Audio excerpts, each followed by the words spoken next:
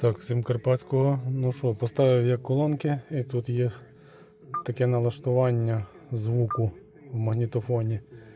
Типу можна регулювати, ну, можна так регулювати наперед.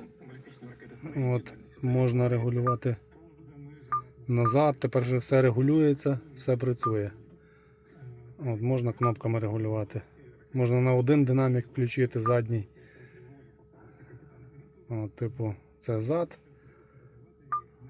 І якщо по центру нажати, тобто грає тепер 6 динаміків тут в дверях, в передніх, в задніх, і там такі піщалочки ще є спереду. Мені отак, в принципі, комфортніше, коли трошки звук ще й ззаду звучить, він так тоді по всьому салону. Так що, отаке.